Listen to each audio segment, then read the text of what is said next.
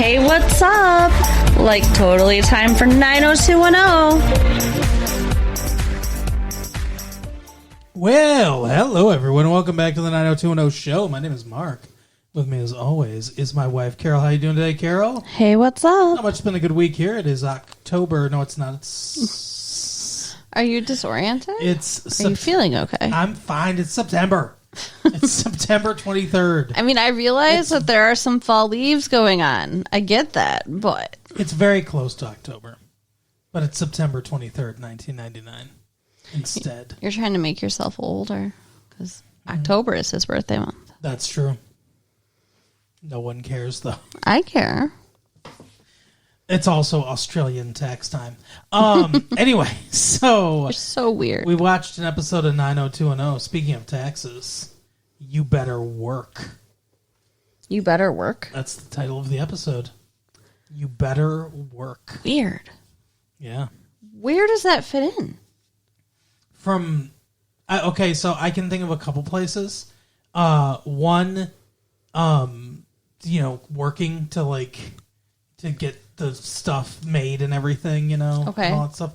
And two, like the model thing, like work, come, yeah. you better work, I Okay. feel like it's a model type thing. That makes sense. But I guess that's where it comes from. But yeah, everyone, I'm just basking in the glow of being caught up with everyone too. We're watching this when you're watching this now. It's so nice. It is. So this week, Donna is stressing and trying to. Donna. She's trying to get her male clothing line finished. Yeah. And they're trying to get the store Wear This. Is it just Wear This or Wear This? Now Wear This. Now Wear This. Ready to reopen after the murder that occurred. It's so yeah, that's true. I didn't even think about that because he was just such a deplorable character. But yeah, there was literally a murder inside their store. Yeah, they had to get all that blood cleaned up. But yeah, I mean, they said they've been closed for a while. They're reopening. But they have to reopen faster than they thought. Yeah. Because the big buyers from New York are in. So it's a mad rush. Mm-hmm. And Donna gets all her shit together, gets all her shit down to the store. Mm-hmm. And then Kelly's boyfriend, Matthew, decides to fuck it up. Yep. I blame him. He came down there and twirled his mustache and was like, no, we're going to fuck it up. No. Okay, we all know Gina and Kelly fucking hate each other. Yeah, that's true. So they were fighting again in Matt's office, and he's like, can't you just get along? Kelly was like, hey, did you get my message? And he's like, no, I never got that message. And she says, oh, yeah, because your fucking secretary doesn't give you my messages. Fuck her. I hate her. Yeah, basically. And her head spin around. And, right. Yeah. She was talking to Matt about wanting to leave. Like, she briefly is contemplating wanting to leave the business with Donna to pursue something new. Mm-hmm. Which seems to be a thing that she does. What do you mean? What the fuck? What? Have you been replaced by a pod person? I'm talking to you, and you are just fucking mannequin-eyeing my face. You're just like wide-eyed, staring, what the unmoving, what is wrong with you? unblinking. Like, that's not true. It happens. I just witnessed it. I kept talking, and I was descending further into madness as I saw the whites of your eyes. Stop it. Oh my god, You're it was so like a mean. portal was opening up. I am normal. I am fine. And I was just listening to you. Wait a second. Did she say, hey, what's up? I did. Okay. I just want to make sure that it's really you. Oh my god. All right. Anyway, so... Y'all love it if we had video to go with this, wouldn't you? Yeah, they really would. I wish we had it so we could go back and show you that I was fine and he's lying. What? You were not fine. Okay, listen. I will stop embarrassing you because I guess I'm embarrassing you. But that face, I'm not mischaracterizing. You weren't blinking. I was paying attention to you. You love it when I pay attention to you. Oh my God. Right. I was mesmerized. That makes a lot of sense, actually. So anyway, they're fighting and everything, and Kelly is contemplating leaving the business. But like I was saying, that she seems to do this. She went for social work. Mm-hmm. She went to school for social work. I think. Then she was doing something like that. Then she was doing her psychology or something. And she was doing in that field. She was doing some kind of work in that field, like helping people. Then she was at the clinic, and now she decided to leave the clinic and leave all that behind. Well, she didn't decide. She was being sexually harassed. Remember? No. She got him on that. She taped him and everything. Oh yeah. They were cutting costs or whatever, and they cut enough costs that they were able to keep her. But instead, she was like, "We're cutting one more cost, and it's me." And she decided to leave. Oh yeah. Okay. I still think it's not a social work degree. I mean, maybe it is, and it just doesn't matter that she makes no money. But like, you cannot make any money as a social worker with a bachelor's degree. You just can't. When I went to school and I was getting ready to graduate with my bachelor's, I looked at jobs that for social workers, right? And it was McDonald's. $8 an hour. Oof. $8 an hour with a bachelor's. Yeah, that's barely federal minimum wage. The more I looked, the more I was like, I have to get a master's. It's like not negotiable. Like you can't do it. Yeah.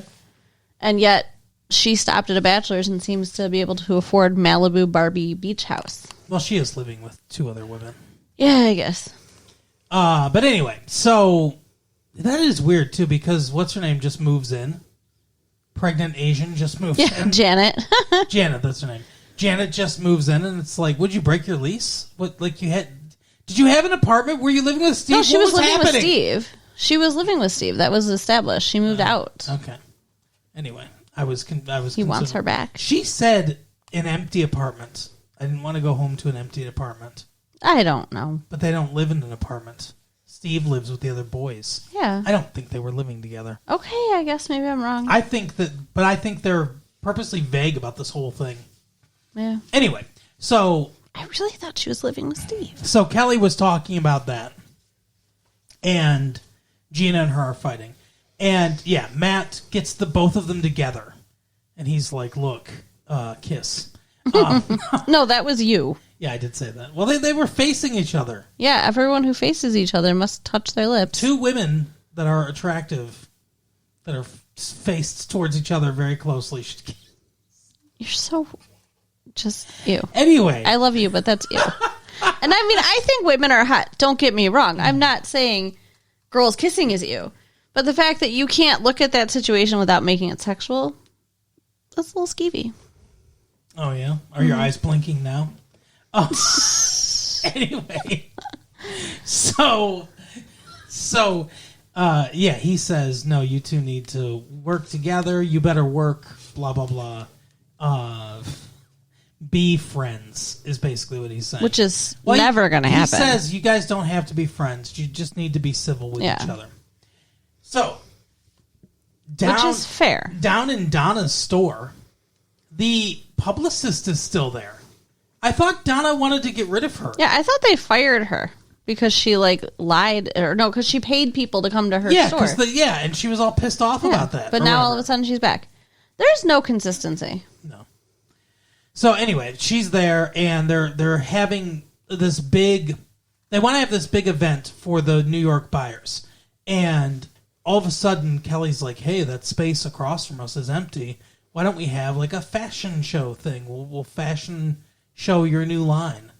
And the publicist is like, "Oh, look, it's my big book of secrets." Mm-hmm. She calls it her book of players. Is that what it is? Yes, which is the stupidest thing in the world. Players. Okay. Like, Hollywood players. Sure. And she's like, call this modeling agency, ask for these guys, and they'll come down and model this shit for you. So, yeah, so they're going to do the big event, and they'll have the after party in the store. Mm-hmm. The event's going to be across the courtyard, and then they'll have the after party in the actual store, and it's going to highlight all of her stuff. And they have like lights strung up to decorate. And at one point, the little twinkle lights like twinkled. They twinked. They twinked, yeah, that's true. They went into a gay bar in New York City. Oh my God. And they twinked. I don't know what I'm going to do with you. Mm-hmm. So, anyways, it kind of like gave you pause. I'm like, oh my God, is there going to be a fire? What's up with these lights? That was immediately my thought. Yes, the store's going to burn down now. And then they discuss like sending out all the invitations to all the people they want to come and all the stuff. They put Gina in charge of the invitations.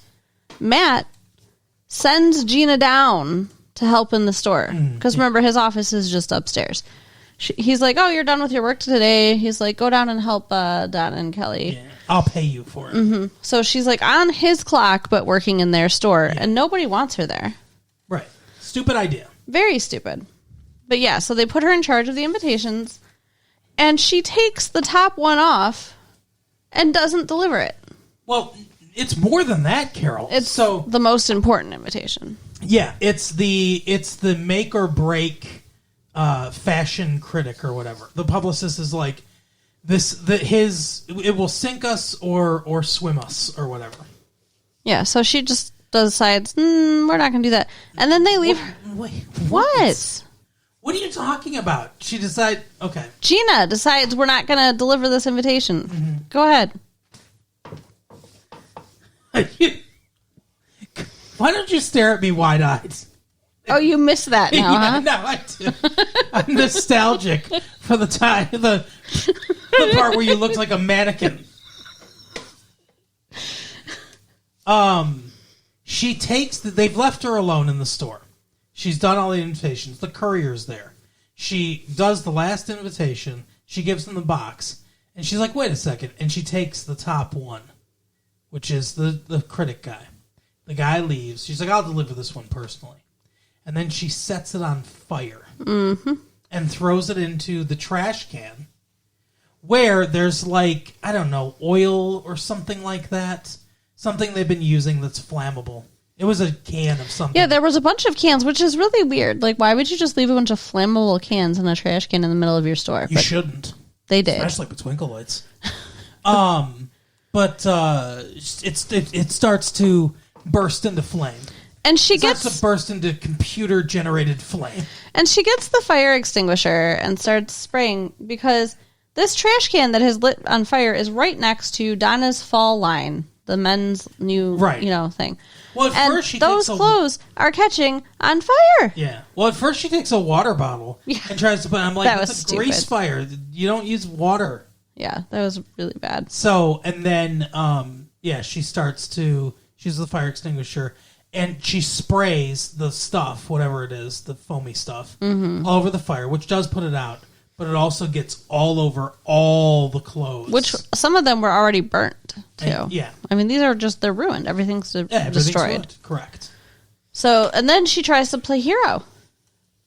Yeah, well, she thinks very quickly because the girls are coming, and she's like, oh my God. And she unplugs the twinkle lights. Because earlier, when they had, sparked a little bit or whatever. They didn't spark. They flashed. When they flashed a little bit. Mm-hmm. Donna and Kelly, Kelly mostly was like, I'm a little nervous about, these lights. I don't want to overload the circuit or whatever. Yeah. So, that idea was already out there. So she unplugs them, and she's like, oh my God, they started sparking and everything. It caught on fire. And she's like, good thing I was here. Mm-hmm. Fucking bitch. I hate her. I she cannot ever redeem herself in my eyes now. It was pretty bad. I don't like Kelly, that much. Mm-hmm. And Donna is questionable to me too. There aren't many likable characters left. They've put them through too much. But yeah, just fucking evil. To not deliver it is one thing.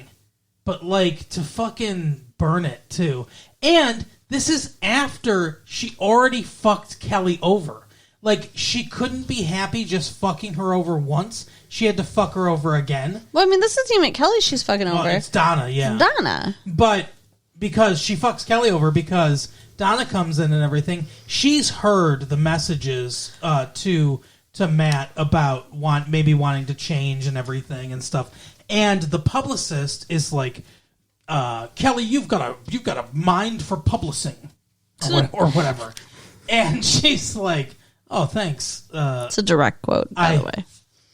I'm really interested in that, actually. And she's like, oh, because there's an opening. If you want a job, you should come on board. And she's like, after this is over, maybe we'll have a conversation or whatever. And she's like, all right. Mm-hmm. And when Donna comes in, Gina's all like, hey, good thing your store's going well or whatever. Maybe, maybe you'll need some more of my help after Kelly leaves. And she's like, what? And she goes, oh, she's been talking about it with Matt and everything. And the publicist lady just offered her a job. I just assumed you knew. And she's like, she didn't tell me. And she's all upset and everything. So, she already did that, which was bad enough. But then on top of it, to burn the letter that she wasn't even going to give to the person in the first place. Yeah, fucked up. All bad. All bad. All a bad look. Nothing redeemable here. No. So Donna has 24 hours or something to recreate this line. Yeah, 7 hours. And then, so everybody comes together. Everybody, well, I mean, not in a porno way, but everyone assembles to help her. Which is crazy. They don't know how to make clothes. This is so unrealistic. She even asked, who here knows how to sew? Nobody. No one. Nobody knows how to sew. The only, she's like, can you do this? Can you use scissors? That's where the bar was. Can you cut in a straight line? Yeah. So, somehow, with that crew helping her, she manages to put together the line again. Yeah. Insane to me. It's not realistic. Not at all. No. She said her record was 5 hours. Or, no, her record was 7 hours and they had 5 hours. Yeah. To do this whole line. Yeah. I thought it was to do one. To do one dress. Yeah. And this was a whole line. Yes. Yeah. So, but they pull it off because, it's TV. And then. Well, in the meantime, so they're like you said, everyone assembles to help clean up the store and everything because there's fire damage and stuff like that.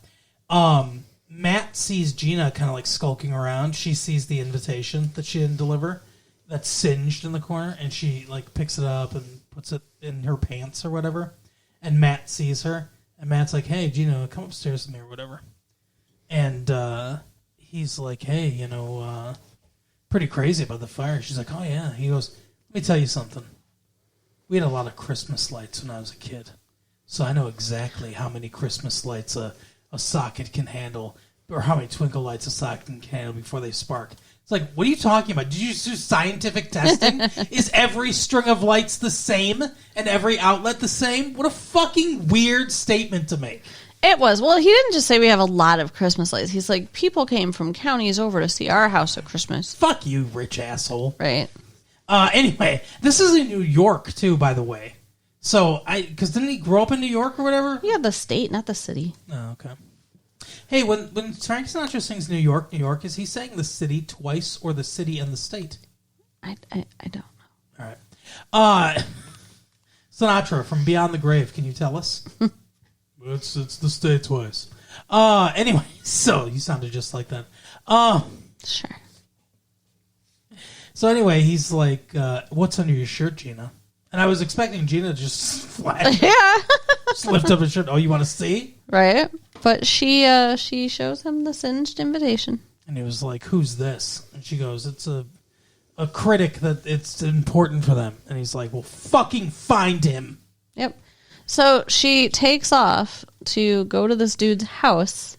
In the midst of all this, because I wanted to mention this, and then you can get on with the plot. But I wanted to mention this. They fucking have the stupidest fucking montage scene ever during this whole thing. Like them doing the sewing and stuff like that. Them doing the line, them cleaning up the store and everything. It's just it's set to music and it's all montaged. And it's intercut with Gina going up to this dude's house and knocking on the door and he's like, go away. And he doesn't want to talk to her or whatever. And she's trying to, to get into his house or whatever. And, I mean, they might as well have played, you gotta put one foot in front of the other. You know, because it's like that. It's like an 80s montage. It is, yeah. Yeah, it's like the show forgot what it was for a minute. Yeah, it really did. It was annoying, and I didn't like it. You don't remember in fucking Dallas or Days of Our Lives when they had the montage scene? I don't know the song that you were singing. No, and I'm joking. They wouldn't have in the soap operas. They don't do that because like you said, that's tonally inconsistent. Yeah. Is there a spider over my head now? There is a gigantic mosquito trying to get in the window, but it can't, and I'm just watching it bang over and over and over above your head. Sorry. Bang on the window. Yeah. Not with another mosquito. No. So that would explain why you weren't blinking earlier, though. Mosquito copulation is weird. Anyway, so it is tonally inconsistent and very stupid. Yeah. But eventually she tricks him by having a Girl Scout come to the door with a bunch of cookies. He's got the scowl on his face. It really is like a fucking 80s sitcom. Yeah. He's got the scowl on his face like, and then he sees the Girl Scout and he's like, ah. And then Gina walks out from behind her and like fucking plants herself in the door frame. Yeah, like a freak. Like if somebody doesn't want to talk to you at their house, then go away. And he kind of just like resigns himself, and she starts like, you know, laughing and smiling, like, yeah. And then they go out. Stupid. And then part of the montage is like them out to dinner and stuff like that and everything, and her like talking to him and like it looks like he's browbeating them.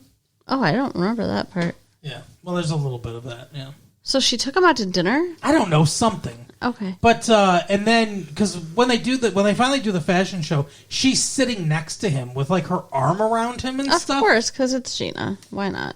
But I mean, it looks like she's like forcing him to, I don't know, be nice or whatever. Mm. But there's one more complication to this whole thing. Yeah. Because of course there is. The models don't show up. Because they're stuck on the freeway in the limousine in traffic. Mm-hmm. Don't take the LIE, everyone. But anyone that knows Los Angeles traffic, it's a little inside, I know, but. So then all the dudes huddle together like it's football and start whispering. Let me tell you what we're going to do. That was a long time to say we should be the models. Yeah. It was really weird. And like, why does it need to be a secret or a surprise? Right. Why do you need to huddle? The guys' relationship is weird. It really is. Like, they've kind of been focusing more on it the last season or two, like the guys, but it's they don't write them right. No, they don't. But yeah, so the guys are, you know, modeling and doing the runway and all that stuff, and you know that's cool. Whatever, like they're all nice looking guys. I guess it works. Even the Muppet. I mean, he's nice enough looking to model the clothes, I guess. I liked that Matt fucking like struck a pose. Did you see that where he got down like on one knee and everything? He's like, They probably all actually have experience doing that. I guess it looked stupid as fuck. Yeah. But Donna's, show is a success. So, I mean, that is like the main focus of this episode is just this fucking... That's why we took so long on it. Store opening fashion show thing. And the resolution of it is this dude, the reviewer, like gushed about it or whatever. I'll tell you, these models were pieces of shit, but the clothes were great, and these two girls are up and comers, and fucking watch for them or whatever. And the publicist is like, he never gushes like this. Something must have got into him. And Gina's like, yeah, my fucking nails or whatever. Because it's telegraphed that she kind of forced him to be nicer or whatever. I guess out of obligation. I don't know. I don't know what kind of obligation. I mean, did she give him head? Why does he owe her? No, I mean, like, she felt obligated to, like, strong-arm him. Oh. It didn't seem like sexual or anything. It seemed like she was, like, bullying him. It's weird. Yeah. Whole thing's weird. She also mentioned that to the publicist, hey, can I get some of those names from your players thing? Because I'm thinking of restarting my business of personal training. And she says no. Yeah, she's like, no, this is only for my eyes or whatever. So then, of course, her book is missing at the end of the episode. And, like, we know what happened. But this show thinks we're dumb. Yeah. So we have to wait for her to pull it out of her purse to confirm that Gina swiped the book. And she looks right at the camera and goes, I have the book. So dumb. Yeah. The only other thing going on in this episode is Janet and Steve. Well, do you want to touch... Well, there's two things going on in the episode. Okay, what else? Do you want to touch briefly on, what's his name, Muppet? Oh, yeah, Noah has a girlfriend. He had. The waitress. Right. They have a plan to drive up the PCH. That's the Pacific Coast Highway for all these. Well, inside L.A., I know. He's been to L.A. before, so he thinks he knows it all. I've never been to L.A., No. so that's can't do the fancy talk. That's the Pacific Coast Highway. Anyway, they want to drive up there, and I don't remember where they're going, Monterey or something like that. Yeah. And they're supposed to leave, but Donna needs help, so he keeps interrupting what they're doing to help her. And then he's got a model and everything. He's like, "Oh, we can go tomorrow. What the fuck? Who cares?" And she's like, "No, I don't want to be with you anymore." Yeah, well, he blows her off all fucking day. Like, I don't blame her. So she breaks up with him. So, yeah, they're over. That's kind of intertwined with the other storyline we talked about. Well, and then the end of the episode, him and Donna both end up at the Peach Pit, sitting next to each other. I don't want them back together. And he tells her that, his girlfriend broke up with him. And she's all smiling and stuff. Yeah, and they're all, like, flirty and making eyes, and it's like, no. I don't want that to happen. He was literally yelling at the TV, like, no, stop it. It was kind of funny. I love you. I love you, too. But anyway, the other two storylines that are going on are Janet and Steve and Dylan. Oh, yeah. See, this stuff was so background, like, it's hard to even remember. Yeah. So, Let's do Dylan's Dylan first. just decides that he wants to go to college. Because he had a conversation with the drug addict last episode. Remember? No. They were like, we both need to go to college and get our lives together. Oh, yeah. Okay, yeah, I do remember. So he applied to California University, and he shows up to register for classes. Which should be enough for California University, to be honest with you. And he's like, they can't find me in the system. So he goes to the admissions office, and the guy's like, yeah, that's because you were denied. And he's like, what? You fucking piece of shit. What? I said, yeah, you got rejected, you fucking piece of shit. And he's like, that can't be. And the guy looks at his thing. He's like, oh, no, it's because of your essay. His essay was like, I want to ride a wave and blah, blah, blah. It's all bullshit. Yeah. So Dylan will not take no for an answer. He's like, come on, like there has to be something I can do. What do I do? And he's like, reapply next year. You can't do anything. Mm-hmm. But for some reason, because the writers are spoiled and rich, they just assume that life is like this for everybody. Mm-hmm. And they make it so that he does get a second chance. So he rewrites his essay and goes in there and says, hey, I redid the essay. And the guy's like, great, I'll read it next year. Yeah. But then David takes his essay in there.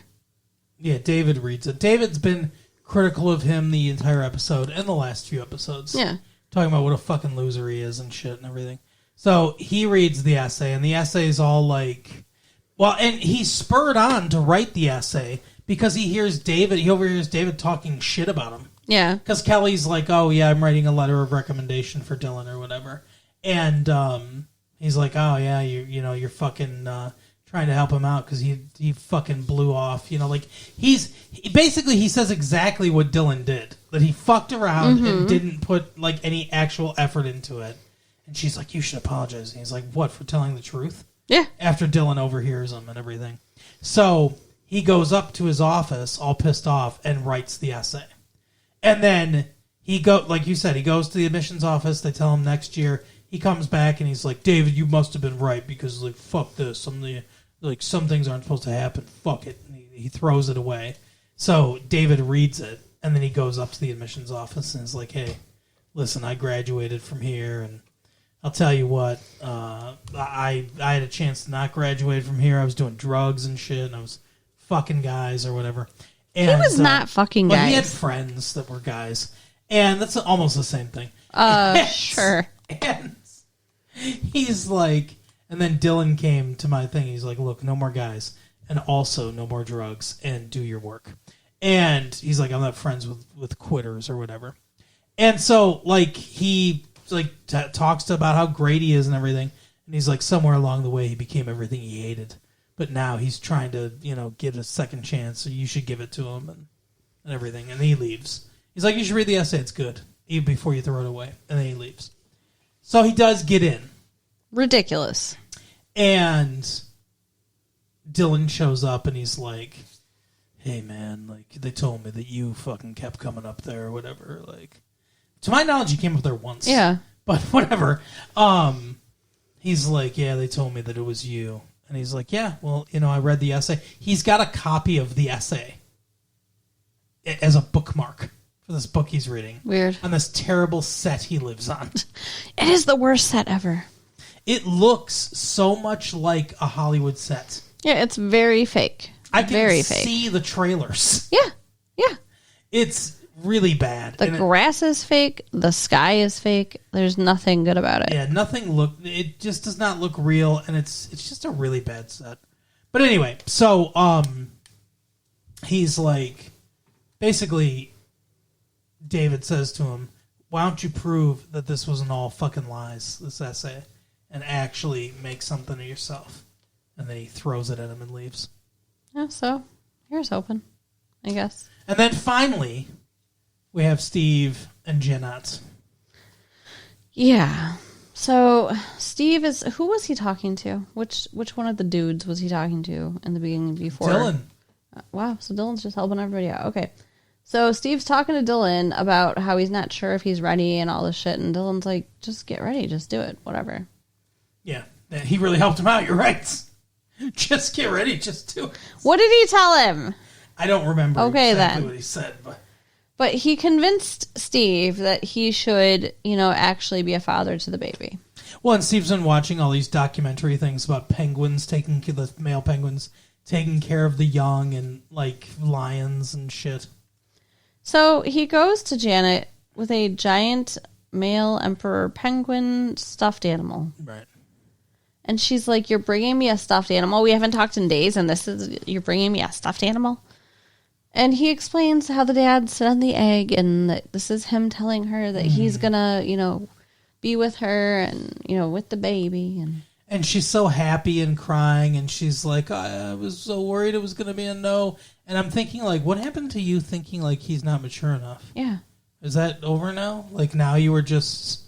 I mean, I guess it's bad writing, but I guess I can kind of forgive it if we look at it like she's hormonal and pregnant. Sure. But it's really weird. Like, it's just all of a sudden it was like, now it was, oh, is Steve going to step up and be a father? Not, does she think he can be a father? Mm-hmm. And then she's like, oh, he's going to be a great dad. They go to the doctor together, and he hears the heartbeat. They're like, we're going to use the Doppler. He's like, well, that sounds painful.